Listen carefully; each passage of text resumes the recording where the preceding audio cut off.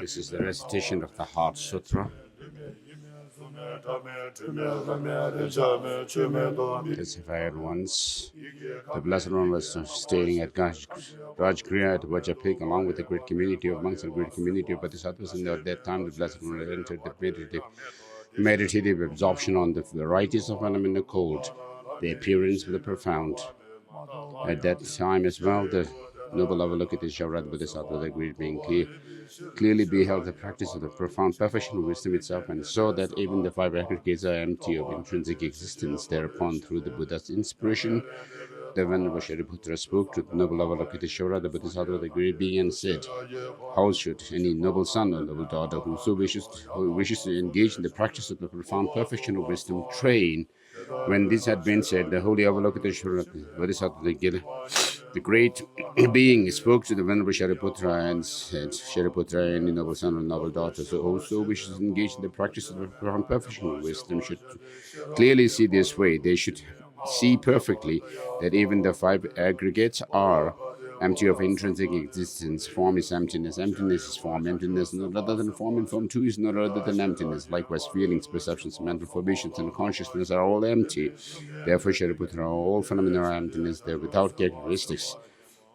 They are not born, they do not cease. They are not defiled, they are not undefiled. They are not deficient, they are not complete. Therefore, Shariputra, in emptiness, there is no form, no feelings, no perceptions, no formation, mental formations, and no consciousness. There is no eye, no ear, no nose, no tongue, no body, no mind. There is no form, no sound, no smell, no taste, no texture, no mental objects. There is no I element, and so on up to no mind element, including up to no element of mental consciousness. There is no ignorance, there is no extinction of ignorance, and so on up to no aging and death, no extinction of aging and death. Likewise, there is no suffering, origination, cessation, path. There is no wisdom, no attainment, and even no non-attainment. Therefore, Shariputra, since the bodhisattvas have no attainments, they rely on that perfection of wisdom and abide in it. Having no obscuration in their minds, they have no fear, and by going utterly beyond error, they will reach the end of nirvana. All the Buddhas who abide in the three times attain the awakening of unexalted perfect enlightenment by relying on this profound perfection of wisdom. Therefore, one should note that the perfect mantra of the perfection of wisdom, the mantra of great knowledge, the unexalted mantra, the mantra equal to the unequal, the mantra that quells all suffering, is true because it is not deceptive. The mantra of the perfection of wisdom is proclaimed that Yatha Gate Para Sangate Bodhi Swaha Shariputra, the Bodhisattva, the great beings, should train in the perfection of wisdom in this way. The Blessed One arose from the meditative absorption and commended the holy Avalokiteshvara Bodhisattva, the great being, saying, "This is excellent, excellent, excellent, O noble child. It is just so, it should be just so. One must practice the profound perfection wisdom just as you have revealed, for then even the Tathagatas will rejoice."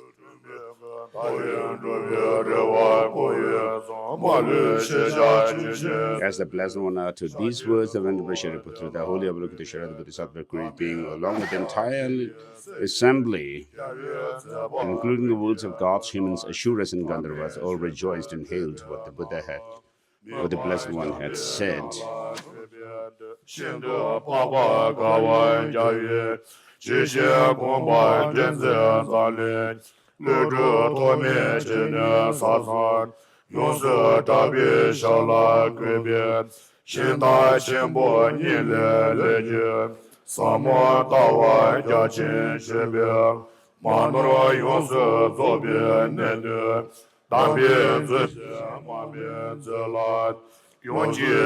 This is a prayer to the lineage masters of the teaching.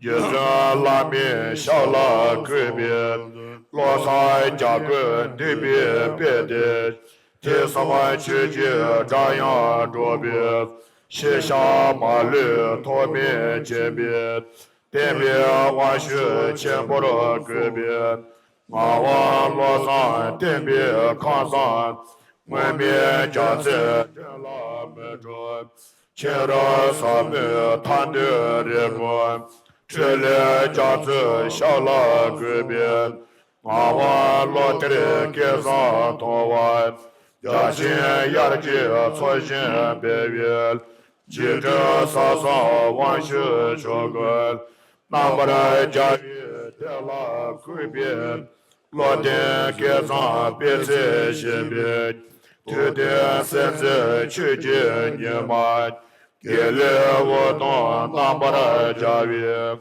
tsomi jizan lama gubi, magi wanshu losan javi, zeke jawa jatsu kari, sisa wanji pendi dizi, tsoma mebi dela gubi, namji shivi londo dembi, zebi chile wana bawai, jimi kunji lansan senzi, chiji wanshu chenporo gubi, ranjan sonra kala tayi, keza tarpa jibi jomuj, sebi jibi tagin zeban, sanzi shenyi nala kubi, chasa kundu lama doji, kala kandi shenyi tsuzo, choda tebo muju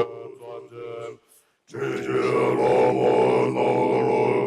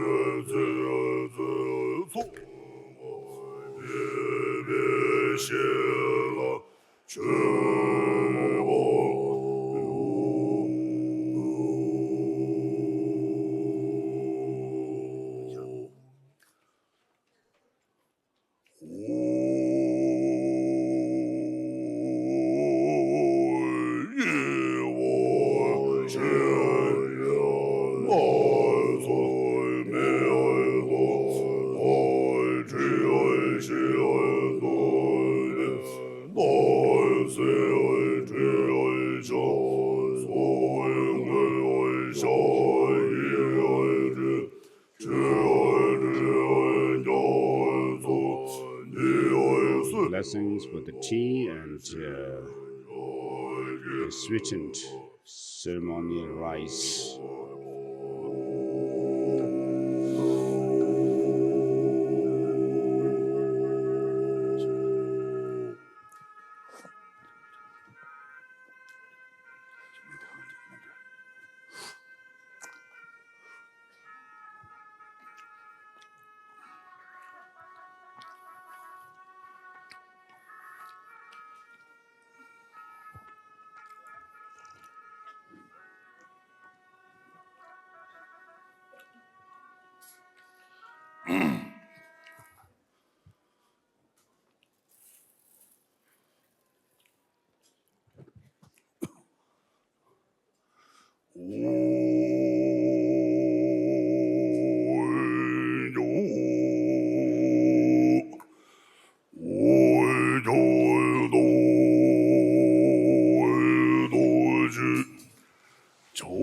This is the Mandala offering.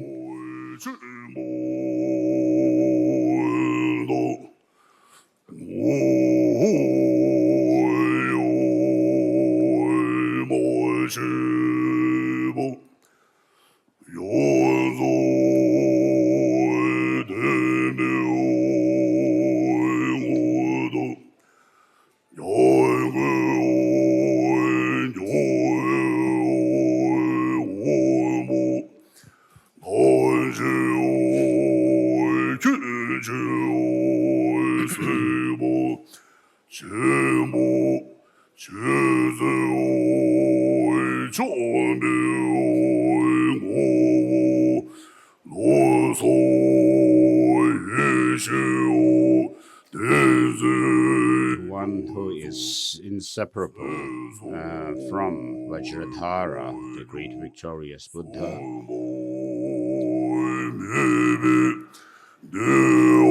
Our root guru,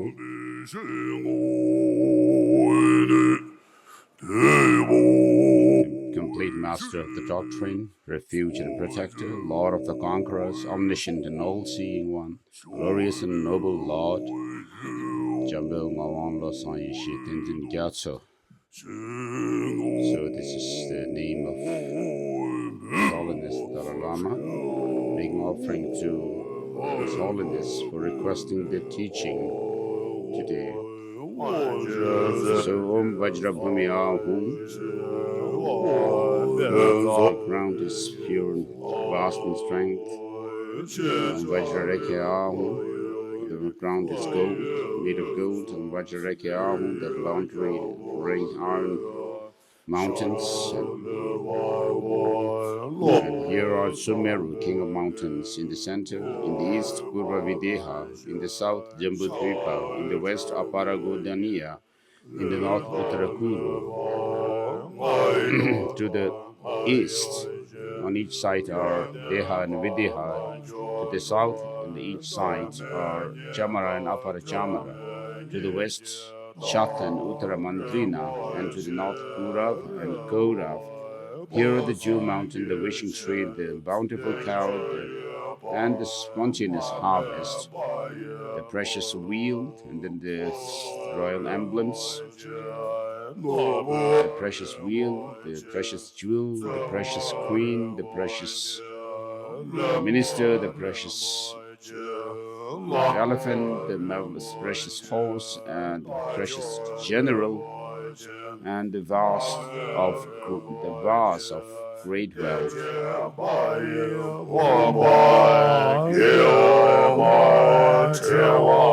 Here are the lady of charm, the lady of garland, the lady of song, the lady of dance, the lady of flowers, the lady of incense, the lady of lamps, and the lady of perfume. Here are the sun and the moon. Here are the jeweled canopy and the banner of universal victory.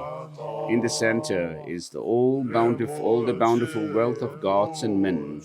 All these pleasing offerings, pure, perfect, and complete, we offer to you, gracious root teacher, together with all the glorious and sacred teachers of the lineage. In particular, we offer these pure rams to you, complete master of the doctrine, refuge and protector, Lord of the conquerors, omniscient and all-seeing, glorious and noble, Lord, Jambul Ngawa, Lo San Yishin Tenzin Gyatso. That from your lips we may receive the profound Mahayana teaching.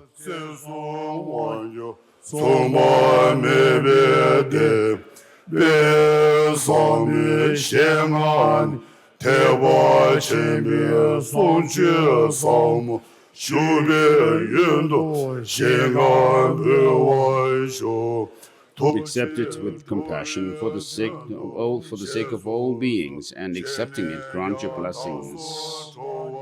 We pray.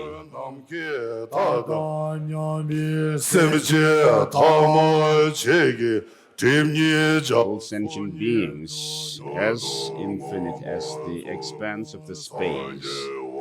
For the sake of all these sentient beings, we make this request, and please accept our request and bless us. Then the chanting of the one verse. The ground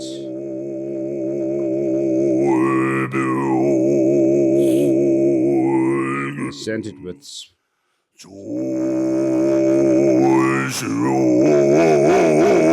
anointed with scented water and strewn with flowers.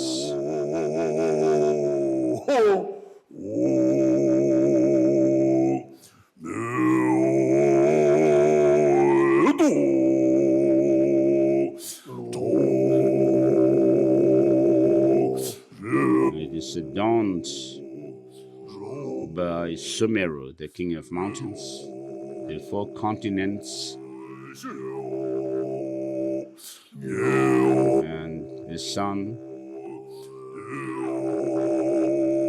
and the moon.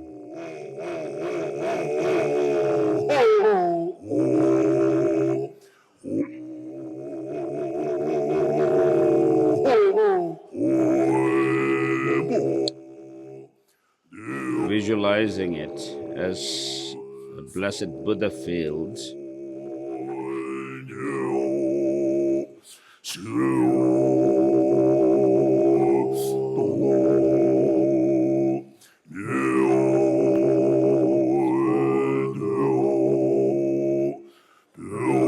we offer it to you.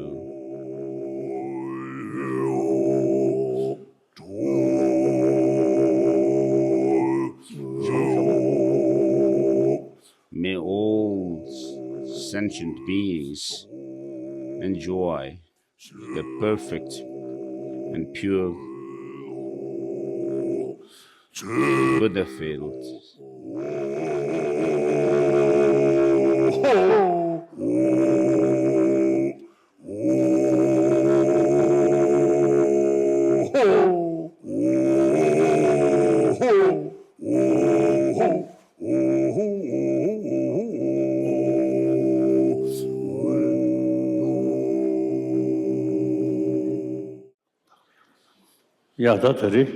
So today, as we usually do this in Lhasa, during the great Minlam festival, the prayer festival. So this was instituted since about 600 years back. So in Tibet, during this great prayer festival, in today's time, there is a bit of a difficulty in celebrating this Minlam prayer festival inside Tibet, but here in exile. But the determination and the courage of the people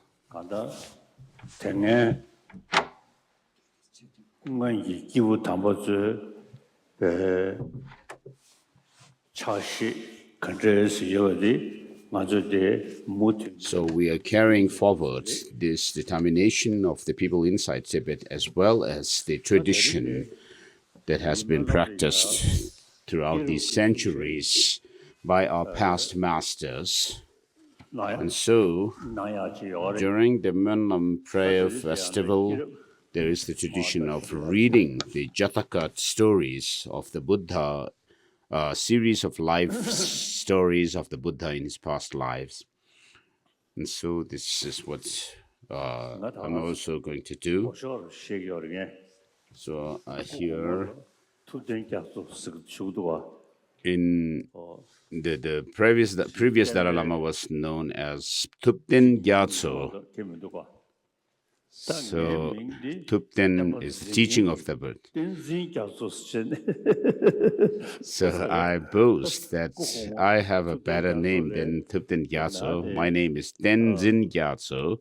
Tenzin, in the sense of the upholder of the doctrine.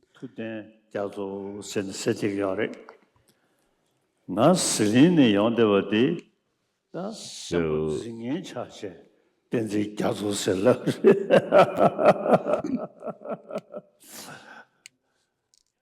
So the 13th Dalai Lama's name was Thupten Gyatso, which literally means Shakyamuni doctrine, the ocean of Shakyamuni's doctrine.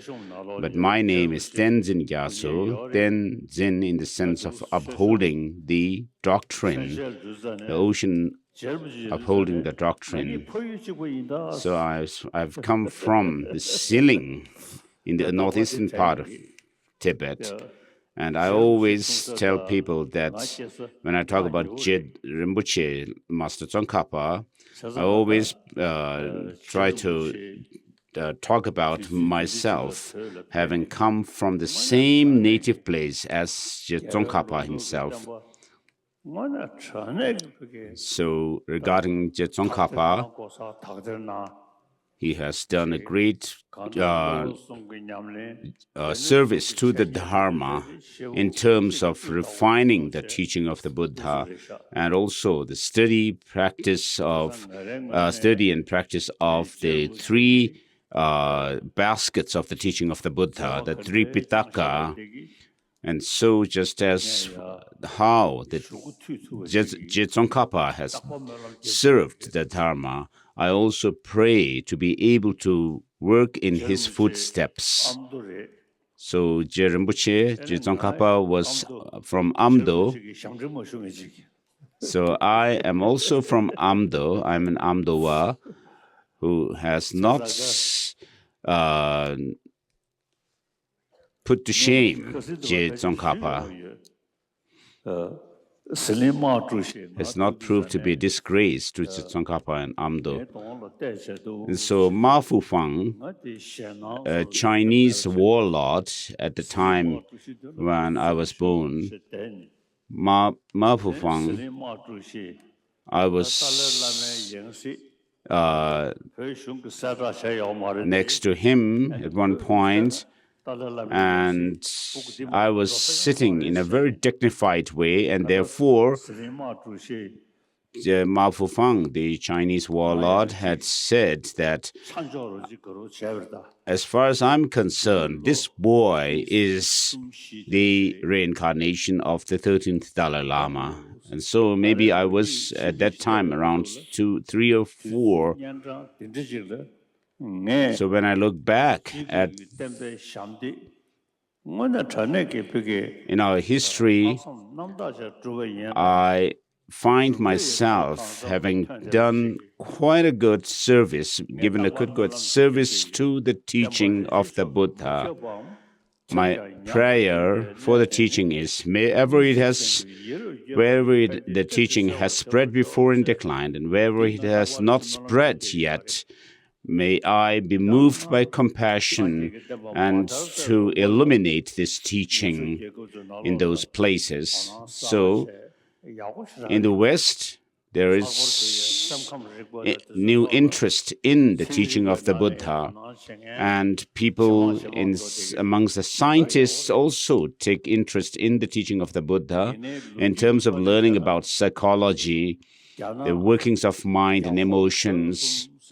But historically, Tibet, Mongolia, and China, in these three places, Buddhism had flourished in the past, but in the last many decades, the teachings have declined in these places. Though the teaching in these traditional Buddhist areas have declined, but judging by the changes that are taking inside the world, today the teaching of the Buddha is being revived in these areas. And I also feel that there are indications that I would be able to give my service to the teaching of the Buddha in terms of its revival in these teachings, in these places where the Buddha Dharma had flourished before. And so, as someone who bears the title of Dalai Lama, I also feel that I always feel determined to serve the teaching of the Buddha. And with regard to the practice of the Dharma, the teaching of the Buddha, it's not just about giving lip service, but all of us, including myself, what we should do is study the teaching in terms of the three Pitakas should be studied, and the content of the three Pitakas, which are the three trainings, as they are called, the trainings or education of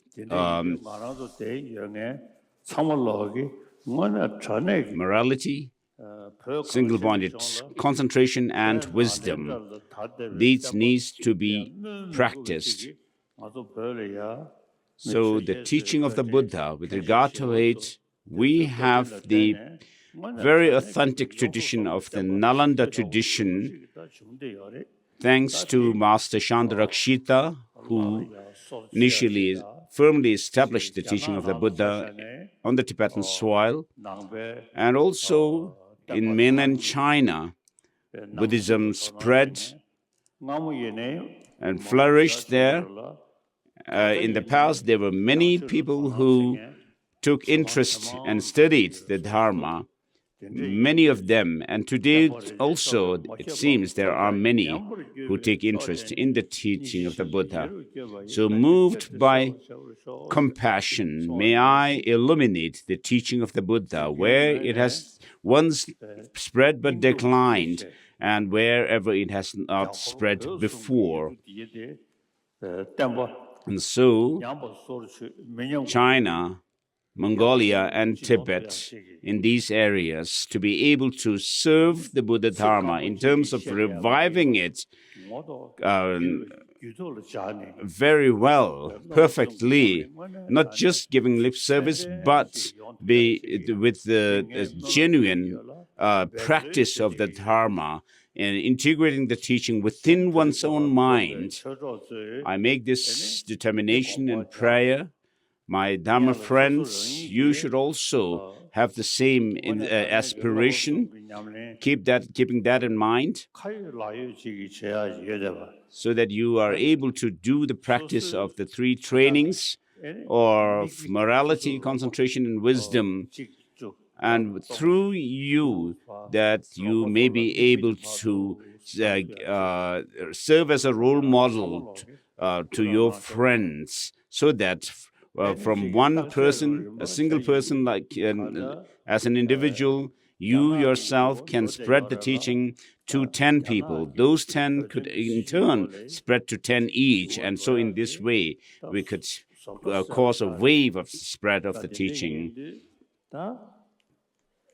And so in China, the teachings have flourished.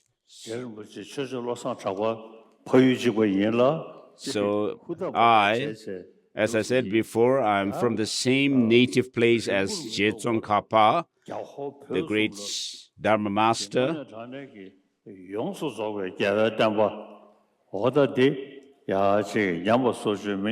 I feel determined to serve the teaching by reviving the teaching in the areas of China, Tibet, and Mongolia. So it's important always to keep in mind that when you talk about the teaching, and tell people that the teaching is about disciplining your mind, controlling your negative emotions. And in order to be able to tell that to people, you should inculcate the teaching within yourself, integrate the teaching within yourself, so that you yourself become learned as well as a good practitioner in terms of becoming well-disciplined and controlled in your emotions. So though we Tibetans have become refugees or exiles, we have been so far the unique amongst the different exiled people in the world, so that we, in the sense that we have been able to keep up with, preserve our tradition well.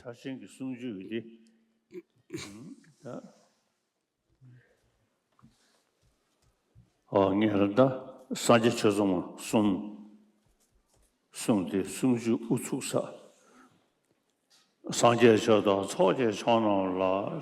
this is the verse with which we bear the correct motivation to listen to the teaching. So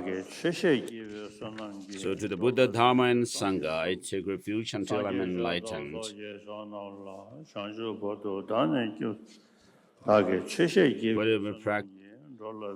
Through the teaching that I give, may all sentient beings may I become a Buddha for the benefit of all sentient beings. So this verse is said 3 times.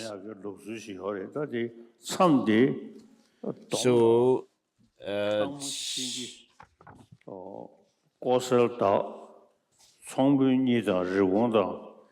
so there is a verse that is given at the end of chapter 10, which gives the first 10, summarizes the titles of the first 10 chapters.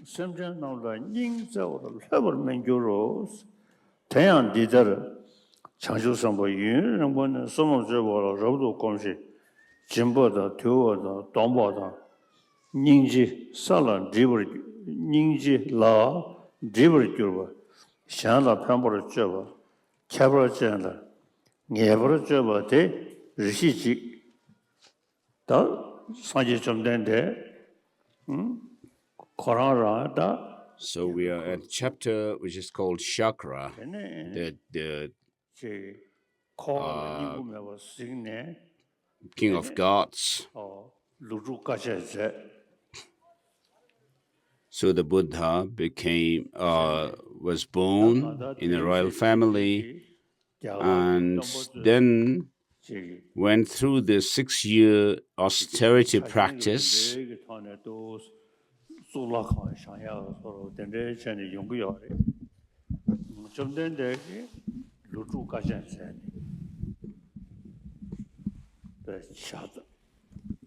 So, of course, there was tradition or custom in India, and even in those days, to build temples, monasteries, and so forth, in the service of the different religious traditions. But the Buddha, what he did was to go through this 6-year austerity practice.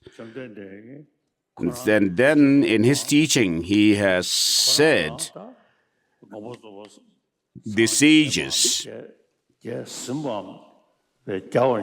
do not wash away the sins of sentient beings, nor do they remove the suffering of sentient beings with their hands, like taking out some thorn stuck in the limbs, nor do the sages transfer their own realization to others. But by giving teaching, they lead the beings to liberation. And so, what the Buddha did was giving teachings from his own experience. And so, for the last over 2 millennia, we have the teaching of the Buddha that we can share with others in terms of giving teachings, explaining the teachings, as well as applying the teaching within oneself. So in this way, the Buddha Dharma has been preserved and spread through the study and practice, using scriptural citations as well as reasoning, as it was done by past masters like Master Nagarjuna and his disciples and so forth. And so we also have the same tradition to use scripture and reason. So when we have debate sessions, the debaters, what they do is the ones who pose questions, when they cite quotations from scriptures, the ones who are answering the questions, or the defenders, as they're called, would remove their hat and then listen to the citation, and then in the end, they say that there is no logical necessity regarding what the citation that you have just quoted. It doesn't necessarily hold the true what you are trying to prove. And so, in this way, today it is only in the Tibet, in Tibet, and Tibetan tradition in Tibet that we have been using, emphasizing logic and reason over scriptural citations. So, though this practice was also done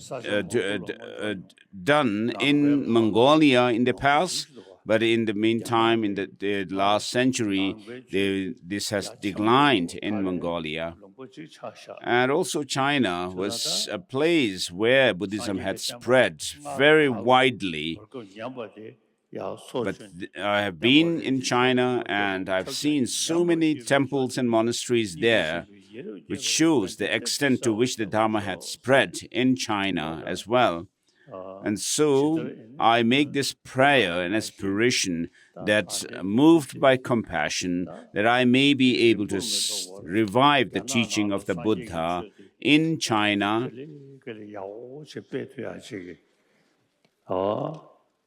so that it may flourish again very well.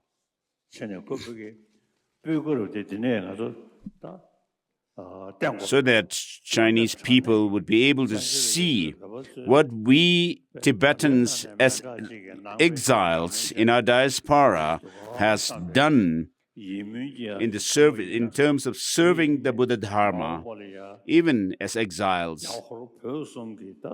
So, in whatever we have preserved and promoted in exile, we could also use this our experience of the Dharma and so forth to revive the teaching in Mongolia, inside Tibet, and China proper. So I was born in the vicinity of where Jataka was born.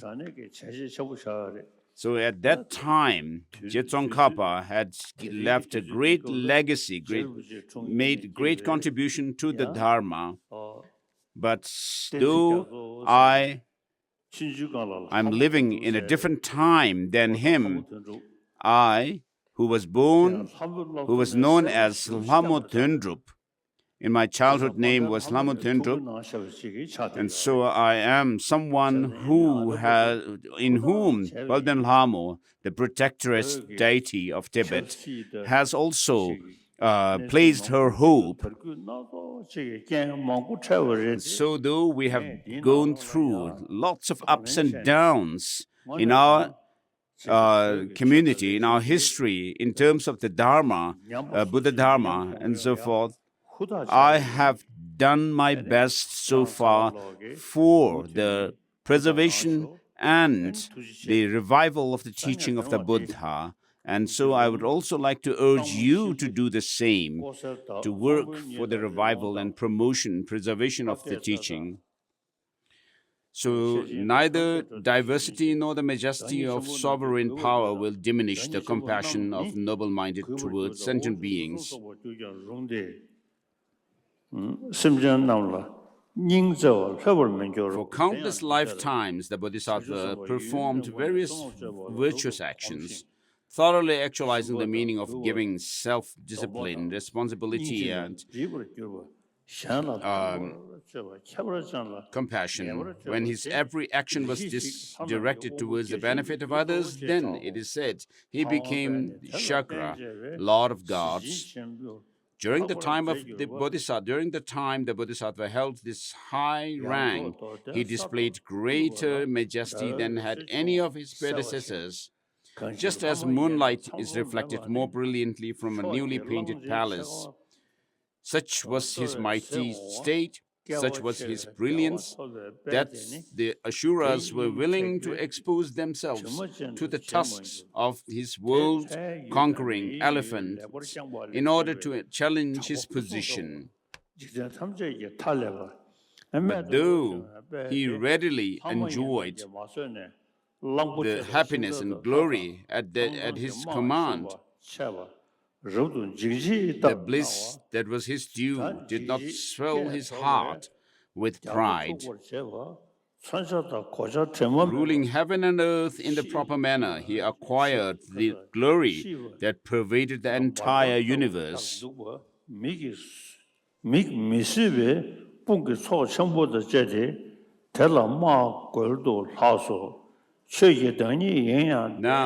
the Asuras could not bear the growing fame and glory of Chakra, and in their envy prepared to wage war against him, gathering an enormous army mounted on elephants and horses, driving chariots and on foot.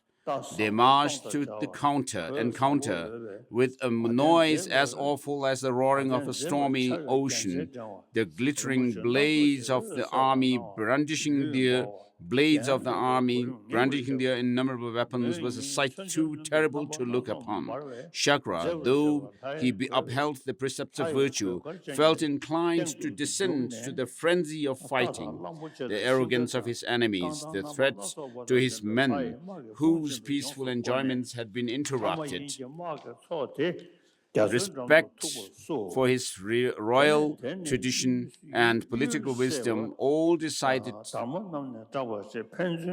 him to battle. 1,000 splendid horses were harnessed to his golden chariot, its sharp weapons flaming in the sun, its jeweled surface reflecting the weapons flashing on either side. High above the chariot flew a brilliant banner, sparkling with jewels and emblazoned with the figure of a noble being. Then, amidst the vast host of his army mounted on elephants, on horses, and on foot, the great being stepped into his jeweled chariot and, standing upon a pure white carpet, led his forces to the ocean shore, there to encounter the great enemy force. A tremendous battle erupted, in which the weapons of the mighty sliced through both the shields and the determination of the timid. Furious cries rang out above the tumult of the struggle. "Stay! Now! Not that way! Hold! Look out! You will never escape! Strike! You are a dead man!" And the shouting merged with the clashing of arms and the clamor of drums until the sky itself shook almost to bursting, while the battle raged like hell itself. Maddened by the smell of flowing blood, elephants on both sides rushed furiously at each other like mountains uprooted by apocalyptic winds.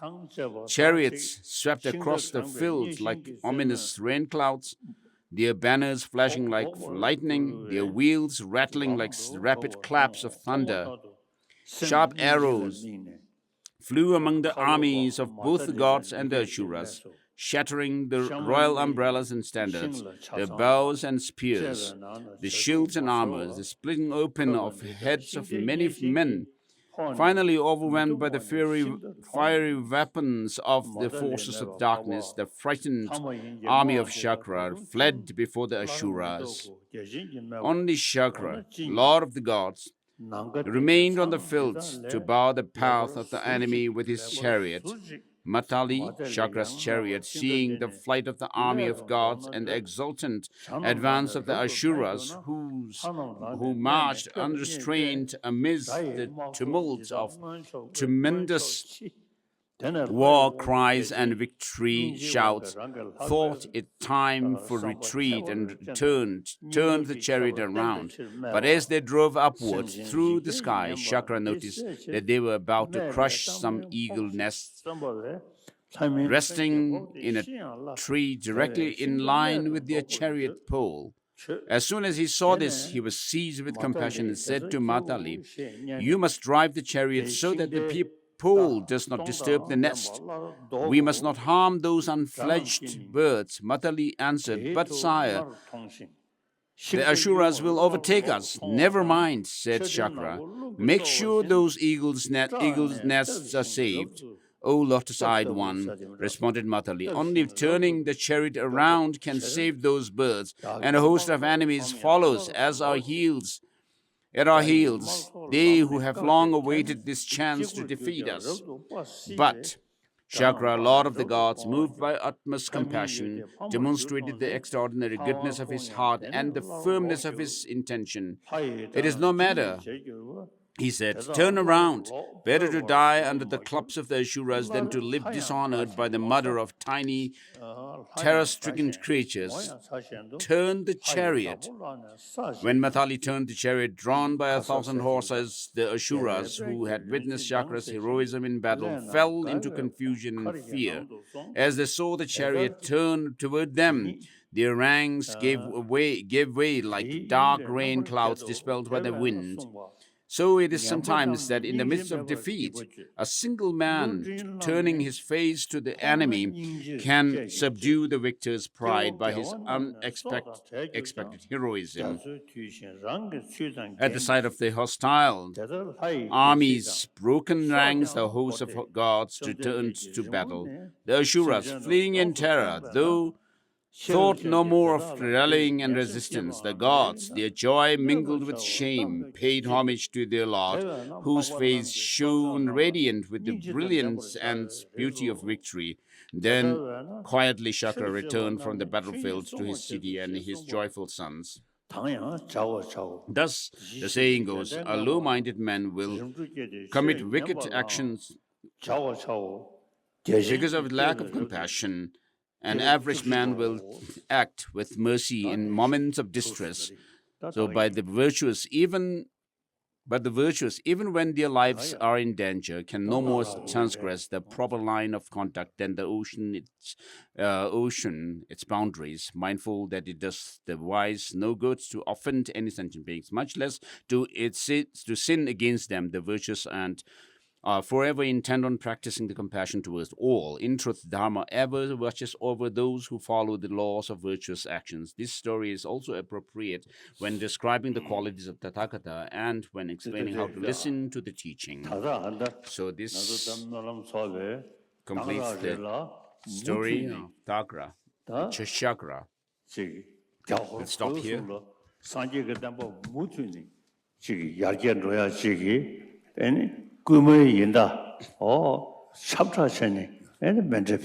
So we may we dedicate this merit by making the offering of Mandala for the flourishing of the teaching in China, Mongolia, and Tibet.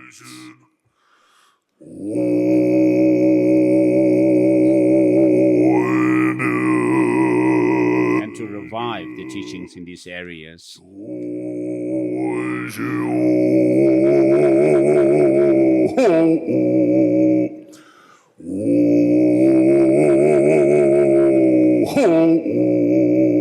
This Thanksgiving Mandala offering.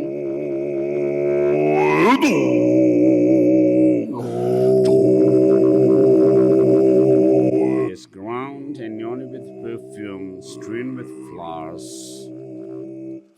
adorned with Mount Meru, the four continents, the sun and the moon.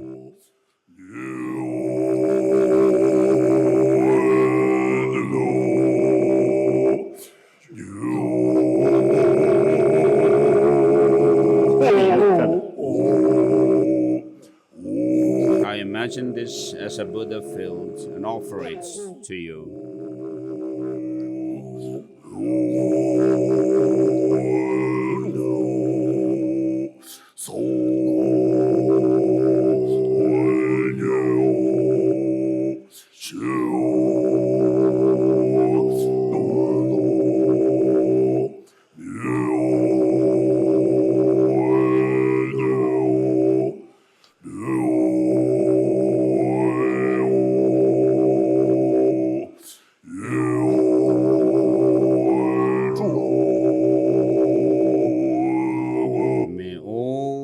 sentient beings enjoy this pure Buddha fields.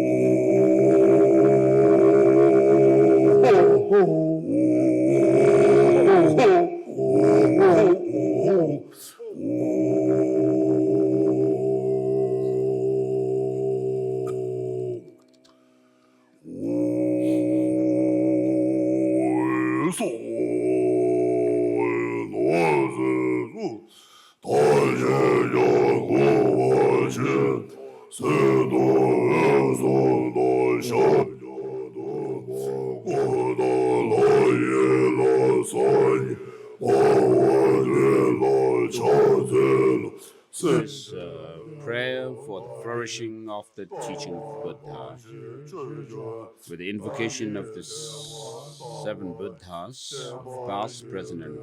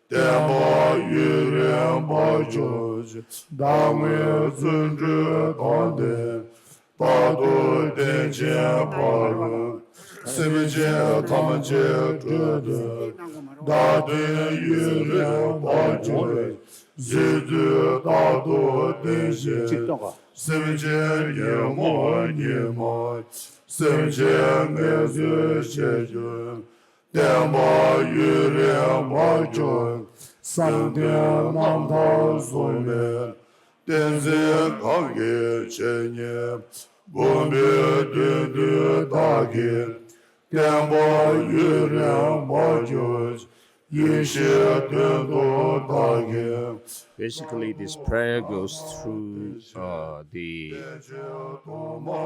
reference to different Jataka Tales in which the Buddha, when he was in his past life as Bodhisattva, has engaged in different practices, mainly the six perfections of giving, morality, concentration, joyous effort, patience, and wisdom. So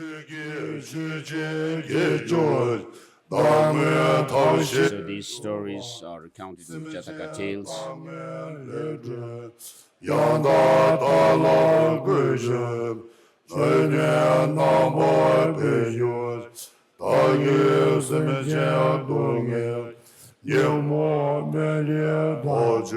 Through my freeing beings from kleshas, destructive emotions, fire with the four attractions, and subduing growing evil, may my followers stay long.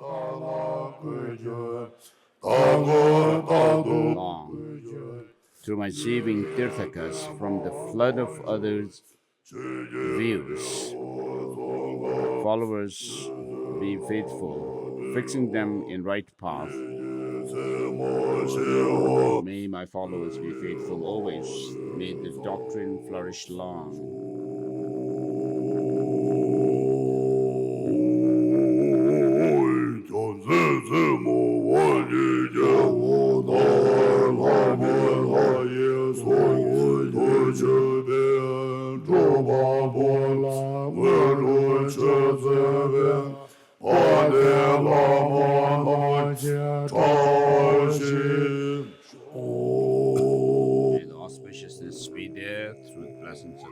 lamas, his teachers,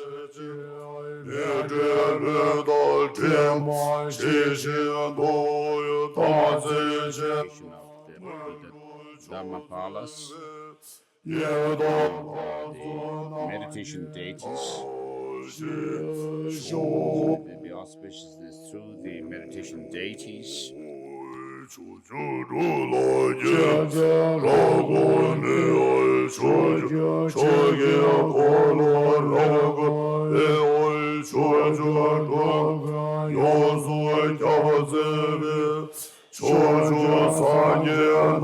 auspiciousness to of the Buddhas of the 10 directions.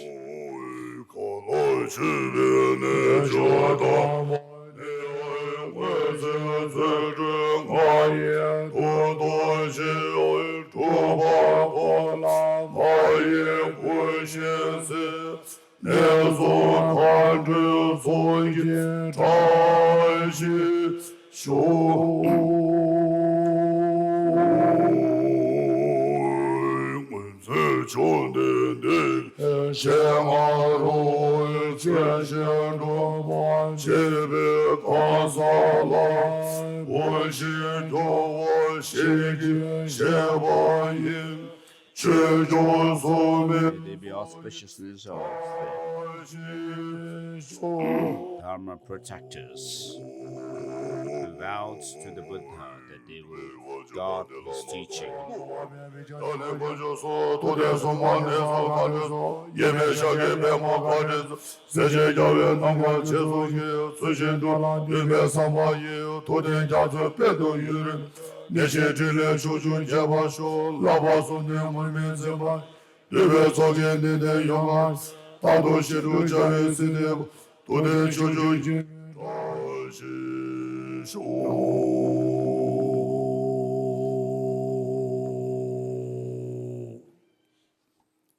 야야. 다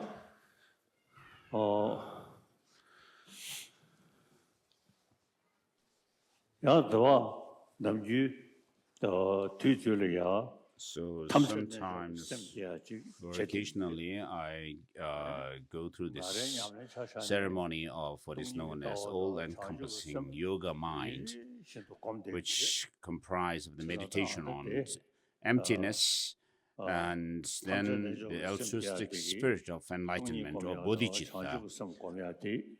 So I do these two practices every day, and so here we shall go through this ceremony for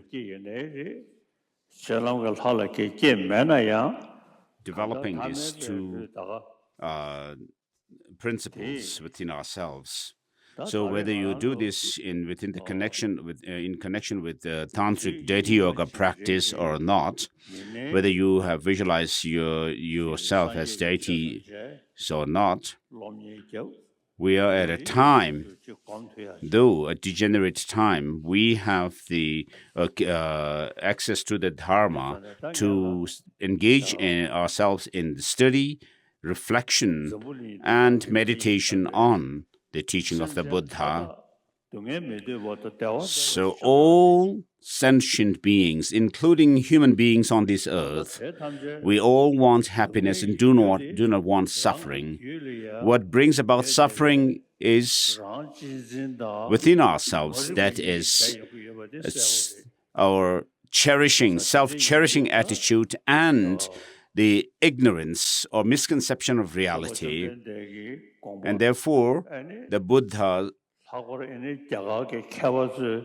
and also the great Indian masters who have demonstrated the truth of the teaching through logic and reason with regard to the bodhicitta, this altruistic spirit of enlightenment, and the view of emptiness. So we should do our best to integrate these two principles within ourselves. And so as human beings, with the 6 bodily constituent factors, And having been born in a place where there is the teaching of the Buddha, where it has spread. So if you remain selfish, thinking only about your own good,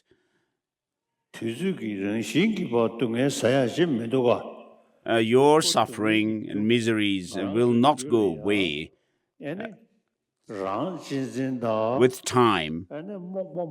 But these two factors, the extreme self-centered attitude and grasping at or clinging to some kind of absolute existence in things and beings, these two factors cause us all kinds of misfortune, inauspiciousness to ourselves and others. And so, having met with the teaching of the Buddha this time, so we have some devotion or faith in the teaching of the Buddha. So here, think about all sentient beings as being same as yourself in not wanting suffering but wishing to have happiness.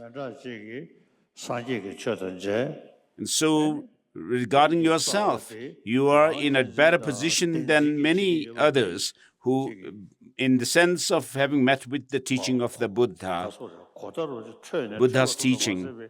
And so, having studied, you understand the teaching of the Buddha, and also you have, on a daily basis, you have the opportunity to practice these two principles of bodhicitta and the understanding of emptiness. So all sentient beings, including human beings, birds, animals, and so forth, all are same in not wanting suffering but wishing to have happiness. And so you should make this determination that you will work for those sentient beings to overcome their suffering and have happiness. So in order to have a lasting happiness, eternal lasting happiness, you should have the sense of cherishing others over oneself. So with this, you'll be able to gain a huge amount of positive energy within yourself and also overcome lots of negativities within yourself. Even if it may be a very short moment that you meditate on this principle of emptiness and the altruistic spirit of enlightenment, bodhicitta, you will be able to do that. The Buddhas and the great masters of India and Tibet have always taught us to meditate and cultivate bodhicitta and the understanding of emptiness. Even today, our own masters say the same thing. And so, at this time, while you were born as a human being and having met with the Dharma, you should feel how nice it will be if all sentient beings are free from suffering and have all happiness that they want. And may I be able to do that for them. So all our suffering is rooted in our self-cherishing attitude, this self-centered selfishness. And the opposite of that is cherishing others over oneself, which brings about all happiness to oneself and others. And so have this determination and intention to liberate all sentient beings from all suffering. Sentient beings are never satiated with any kind of happiness. So make this prayer to your masters that you may be able to generate this attitude of liberating all sentient beings from suffering. And so whether you are doing this in connection with a deity yoga practice or not, just as an ordinary person, so we see around us animals and birds and insects and so forth. All of them do not want suffering but want happiness, joy, fulfillment. And so the cause of unhappiness, suffering and so forth is our ignorance and self-cherishing attitude. And therefore, you wish to bring them all to the state of omniscient state of Buddhahood, leading them out of suffering. And so with this, you are generating bodhicitta, making this aspiration to lead all sentient beings to sentient beings and wishing to become a Buddha for the benefit of all these sentient beings, so that I may be able to liberate them all from the suffering and its causes, and have that strong, resolute determination to become a Buddha for the benefit of all sentient beings. Please meditate.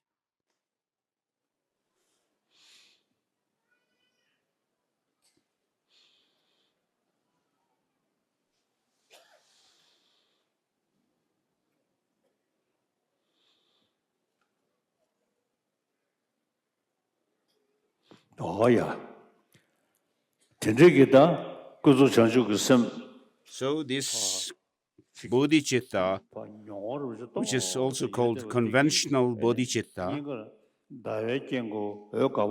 imagine it transforming into a moon disk sitting at your heart.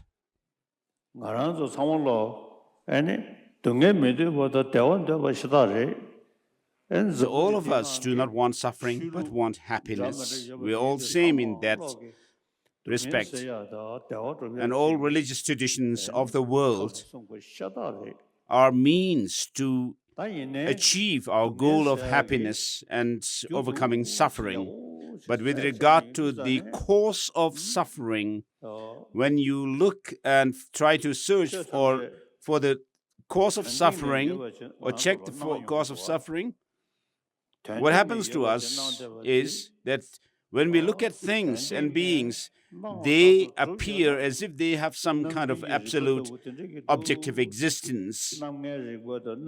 But if you critically analyze the things and beings through the fivefold reasoning and so forth, or sevenfold reasoning, you will not be able to pinpoint anything as being this or that.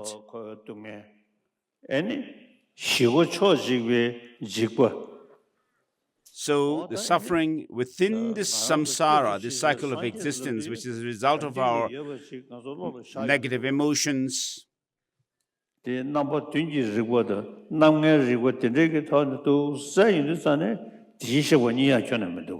also the Buddhahood that we aspire to, both cannot be found when we analyze their true nature.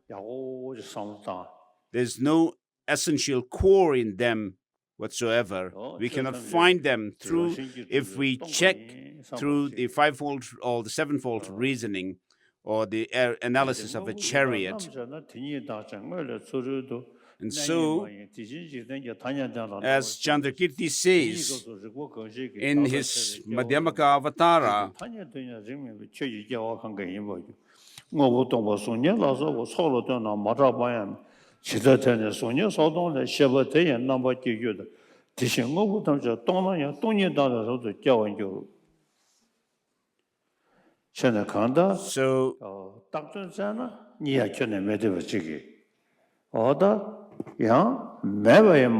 whatever you meditate on, nothing can be found as having any objective existence in and of themselves. But that doesn't mean when we say that things do not have any objective existence, we're not saying that things don't exist at all, but they exist by way of convention through our imputation using language and concepts. So because things are dependently arisen, dependently existent, therefore they lack any independent absolute existence.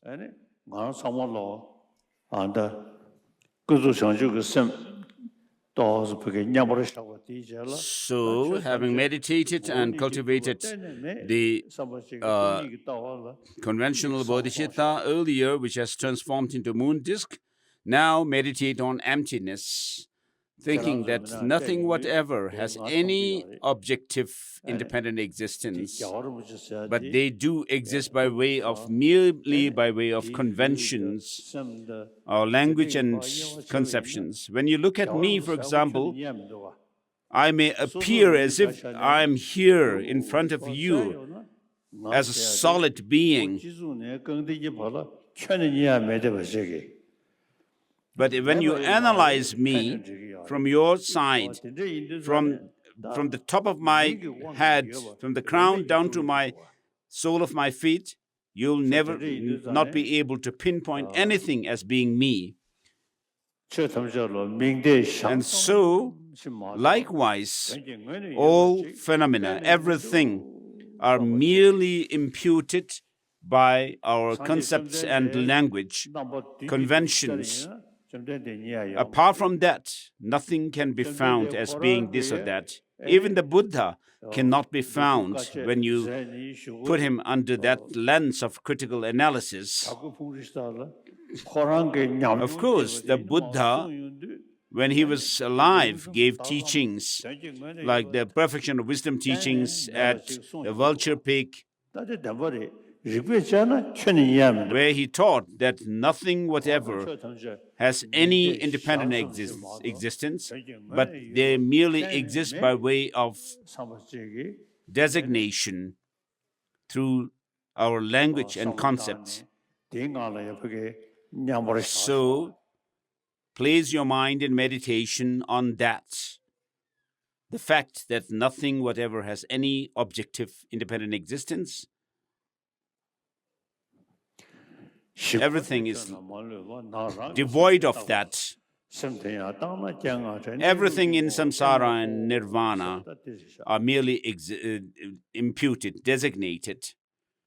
And that mind that designates things also in itself cannot be found as having any essence. And so meditation on emptiness, this meditation on emptiness now, imagine it transforming into a vajra, a five-spoked vajra standing on the moon disk that you have meditated earlier. And so these two are together. The moon disk representing the conventional bodhicitta and the vajra standing on it representing the ultimate bodhicitta or the wisdom of emptiness. And so a Buddhahood is attained through the practice and cultivation and enhancement of these two principles of altruism and the wisdom of emptiness. So the Buddha's physical dimension of the Buddhas, which is called Rupakaya, and the mental dimension or insight dimension, which is the Buddha's mind or heart, come about through these two principles. The body of the Buddha, the physical dimension, is attained through with the help of bodhicitta, and the wisdom mind comes through the meditation on emptiness. And so meditate on these two together, being together at your heart. Oh yeah. So, as far as I'm concerned, right, as soon as I wake up I meditate a lot on bodhicitta and the wisdom of emptiness. As time passes, months and years went by, I could find that they have some impact and makes transformation within myself, causes transformation within myself. So I do meditate on these two principles of bodhicitta, the altruistic spirit of enlightenment, and also the wisdom of emptiness. So, of course, doing deity yoga practice is very good, but in a practical sense, what transforms your mind from this unruly mind into a disciplined and controlled mind is these two principles of bodhicitta and the wisdom of emptiness. Though doing meditation on a deity yoga practice is very good, but without these two principles, there's not much purpose in your deity yoga practice. So within the practice of emptiness, you should do your deity yoga practice. So that is all for today's teaching. So please make the Mandala offering, Thanksgiving Mandala offering.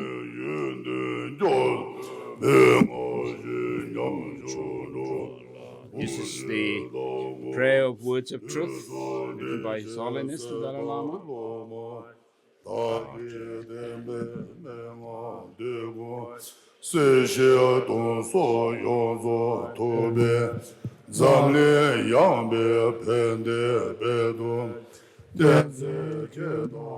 Homage to the three jewels, you whose glory is an ocean of immeasurable qualities and who look upon poor beings as if they were your only childs, Buddhas of the past, present, and future, Bodhisattvas and your disciples, pray, heed these lamentations of truth.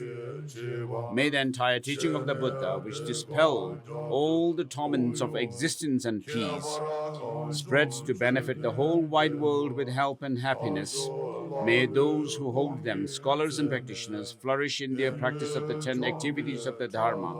Utterly oppressed by the intolerable intensity of their negative actions, deprived beings are tortured by interminable suffering, pacify their unbearable disease, wars, and famines, and bring them the succor of infinite joy and well-being. In particular, the people of Tibet, inheritors of the Dharma, are being destroyed by the enemy, by the many evils of barbarian hordes. Malevolent and heartless, in a river of blood and tears, arouse the forces of compassion, that their torment may swiftly be stopped. Those hosts of savage oppressors, cruelly crazed by their own demonic passions, who bring ruin to both others and themselves, deserve our compassion. May they develop a complete vision of right and wrong and appreciate the benefits of loving care and friendship. Since a long time ago, the wish most dear to my heart has been for all of Tibet to enjoy total freedom in a natural combination of spiritual and secular spheres. Grant that I may soon have the fortune to take part in that celebration. For all those who undertook hundreds of hardships for the sake of the doctrine, those who hold it, the country and their compatriots, sacrificing their cherished bodies, lives, and possessions, Lord of Patala, Buddha-filled, protect them with your compassion. In short, Lord, Protector of Avalokiteshvara, in the presence of conquerors and the Bodhisattvas, I pray, take under your care the Buddha-filled of the land of snows, that the good results of the vast aspirations you have made right now may swiftly come about by the profound dependent rising of the Absolute.